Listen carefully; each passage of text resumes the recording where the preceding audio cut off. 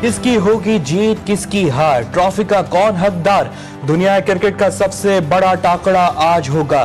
दो रिवायती हरीफों का एक ही इवेंट में तीसरी बार आमना सामना होगा। कौमी टीम ने तैयारियां पकड़ ली, प्रैक्टिस में भी जान लगा ली।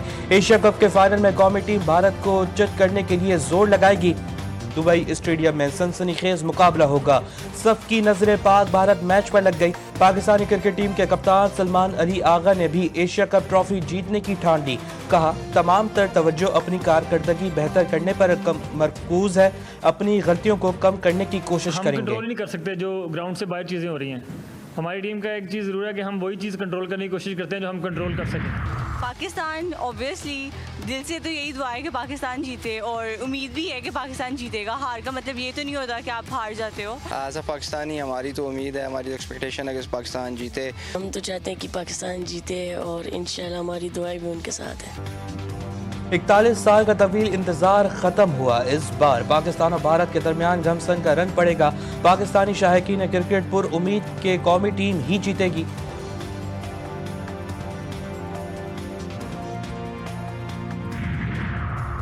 एशिया कप फाइनल से पहले भारत को धचका। भारतीय दो खिलाड़ी इन फिट। अभिषेक शर्मा और हार्दिक पांड्या क्रैप्स का शिकार। भारतीय बॉलिंग कोच के मुताबिक अभिषेक शर्मा पाकिस्तान के खिलाफ मैच के लिए दस्तयाब हैं। हार्दिक पांड्या की मैच में शिरकत का फैसला डॉक्टर्स की रिपोर्ट की रोशनी में करेंगे।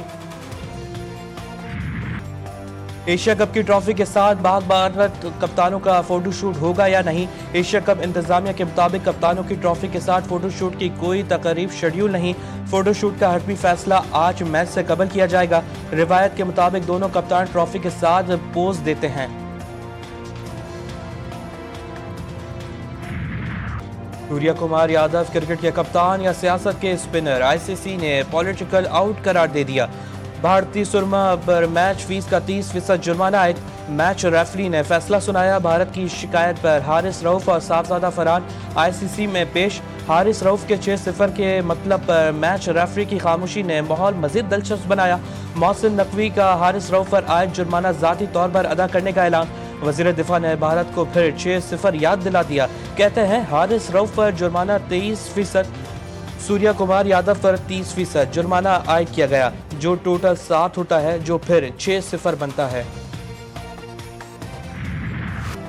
सिक्योरिटी फोर्सेस का लकी मरवल में खुफिया इत्तलात पर ऑपरेशन। ISPR के मुताबिक ऑपरेशन में 17 खवारिज हलाक, मुतादिद जख्मी। ऑपरेशन फितरतुल खवारिज के मुल्ला नज़ीर ग्रुप के मौजूदगी पर किया गया। फोर्सेस ने दहशतगर्दों के ठिकाने को मौसर तरीके से निशाना बनाया।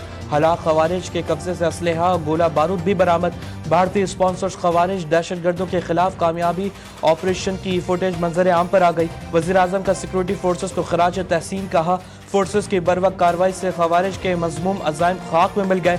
वफाकी वज़ीर दाखिला ने फोर्सेस की पेशेवराना सलाहियतों का सराहा। खैबर पख्तूनख्वा की सूबाई हुकूमत ने दहशतगर्दी खत्म करने के लिए क्या इकदाम किए। खैबर पख्तूनख्वा हुकूमत की जिम्मेदारी है कि सिक्योरिटी फोर्सेस के पीछे खड़ी हैं। गोली चलाने वालों से गोली के जरिए ही बात होगी। वज़ीर मुमलिकत बराए दाखिला तलाल चौधरी ने वाज़ेह कर दिया। कहा, पाकिस्तान का बहुत बड़ा मसला दहशतगर्दी है। चाहते हैं सरमायाकारी के लिए महफूज पाकिस्तान हो।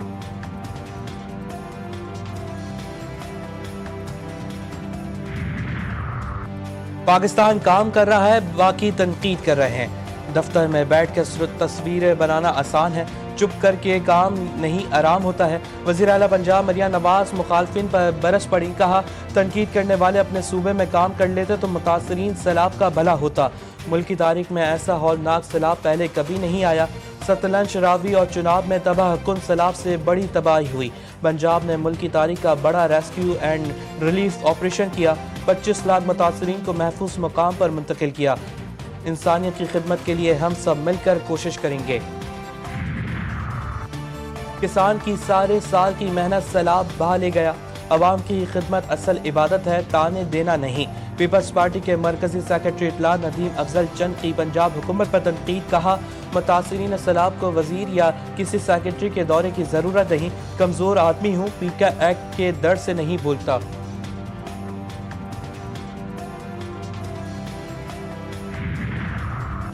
नदीम अफजल चंद, आप अच्छे खासे इंसान थे, कुछ दिनों से पता नहीं आप किस जहनी तनाव में हैं।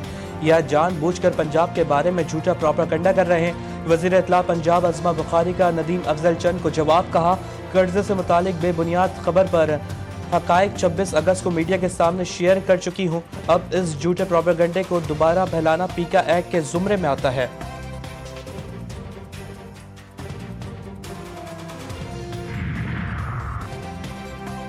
شہر میں بدترین انفراسٹرکچر اور ڈمپر مافیا کا راج، ڈمپروں کے نیچے آنے والوں کے لیے کوئی آواز نہیں اٹھاتا، بارش میں شہر ڈوب گیا، میئر کراچی صرف ان سڑکوں پر کھڑے دکھائی دیے جہاں پانی کھڑا نہیں ہوتا۔ ایم کیو ایم رہنما حیدر عباس رضوی سندھ حکومت پر خوب گرجے برسے، کہا کوئی ایک سڑک شہر میں ایسی نہیں جو گاڑی چلانے کے قابل ہو، سڑکوں کا جو حال ہے اس میں جل مغسی ڈیزرٹ ریلی اب کراچی میں کروائی جا سکتی ہے۔ تنقید برائے تنقید سے مسئلہ حل نہیں ہوں گے، ہمیں منفی چیزوں سے نکلنا ہوگا، میئر کراچی مرتضی وہاب کا مخالفین کو جواب، کہا جب تک کراچی والے ایک پیج پر نہیں آئیں گے کھینچا تانی چلتی رہے گی، جو پیسہ ہمارے پاس ہے عوام کے اوپر استعمال کریں گے، لوگوں کی تکلیف اور پریشانی کو حل کرنے کی ضرورت ہے۔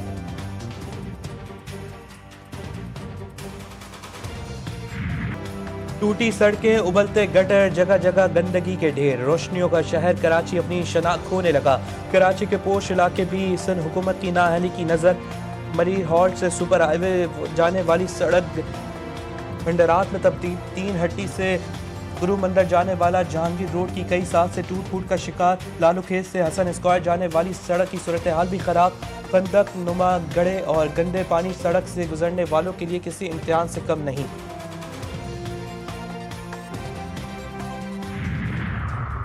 کراچی کے علاقے ڈیفنس فیز 2 میں خوفناک آتش زدگی، گاڑیوں کی ورک شاپ میں لگنے والی آگ نے عمارت کو اپنی لپیٹ میں لے لیا، زخمی 2 خواتین دم توڑ گئیں، 10 افراد کو اسپتال منتقل کیا گیا، عمارت کی پہلی منزل پر فیملی موجود تھی، ترجمان ریسکیو کے مطابق آگ ممکنہ طور پر شارٹ سرکٹ کے باعث لگی، فائر بریگیڈ کی گاڑیوں نے آگ پر قابو پا لیا، کولنگ کا عمل جاری، وزیر اعلیٰ سندھ کا واقعے پر افسوس کا اظہار، فوری انکوائری کا حکم دے دیا۔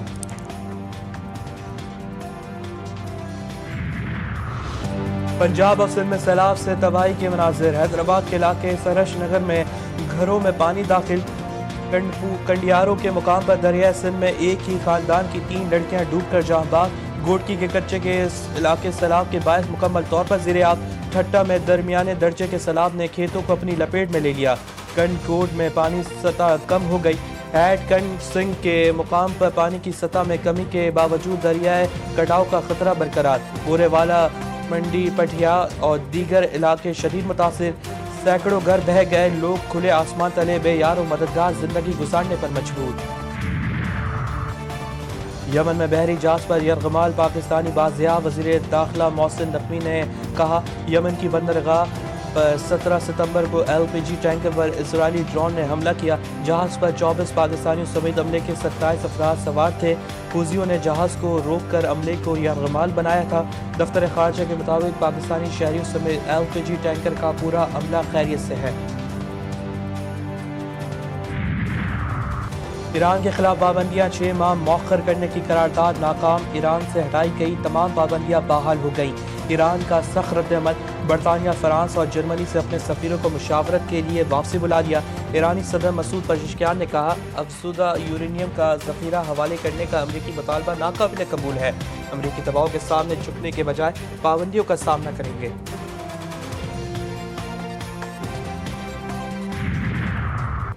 صہیونیوں کی نیندیں حرام کرنے والے حزب اللہ کے سربراہ شہید سید حسن نصر اللہ اور شہید صفی الدین کی پہلی برسی تعزیتی اجتماع، لبنان کے دارالحکومت بیروت میں لاکھوں سوگوار امڈ آئے، علی لاریجانی کی زیر قیادت ایرانی وفد کی شرکت، ایرانی سپریم لیڈر آیت اللہ خامنائی نے اجتماع سے ٹیلی فونک خطاب کیا، شہید سید حسن نصر اللہ کو شاندار خراج عقیدت، کہا کہ حزب اللہ کے لوگ فتح حاصل کرنے تک مزاحمت کی راہ پر گامزن رہیں گے، حزب اللہ کے سربراہ شیخ نعیم قاسم نے کہا کہ قائد و مقامت کی شہادت سے دشمن سمجھتا تھا کہ حزب اللہ گھٹنے ٹیک دے گی، لیکن ہم کھڑے ہیں اور صہیونی دشمن کے خلاف آخری سانس تک مزاحمت کریں گے۔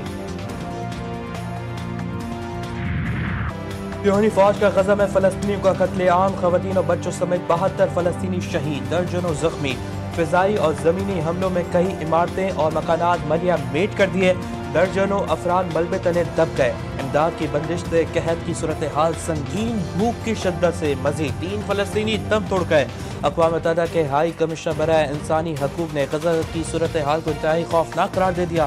کہا غزہ اور مغربی کنارے میں جنگی جرم اور انسانی کے خلاف جرم تسلسل سے کیے جا رہے ہیں، کوئی روکنے والا نہیں۔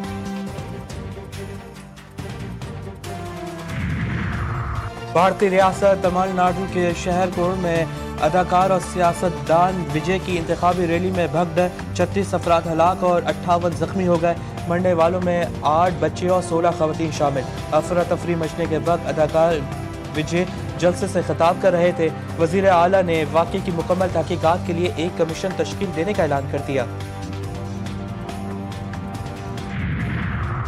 پاکستان کے لیے ایک اور خوشخبری، نور زمان نیشنل اوپن اسکواش کپ کے فائنل میں پہنچ گئے۔ قومی کھلاڑی نے سیمی فائنل میں کولمبیا کے صرف 28 منٹ میں شکست دی۔ نیشنل کپ اسکواش کا فائنل نور زمان اور مصطفیٰ السریتی کے درمیان کھیلا جائے گا۔ اور چین میں بین الاقوامی آتش بازی مقابلے میں پاکستان کی شاندار کارکردگی، اپنی تخلیقی پیشکش کے ذریعے پاک چین دوستی کو اجاگر کیا۔ GF70 ٹینڈر کے جلوے اور قومی موسیقی سے حاضرین حیران، شائقین داد دیے بغیر نہ رہ سکے۔ پاکستان نے دوسری پوزیشن حاصل کر کے ملک کا نام روشن کیا۔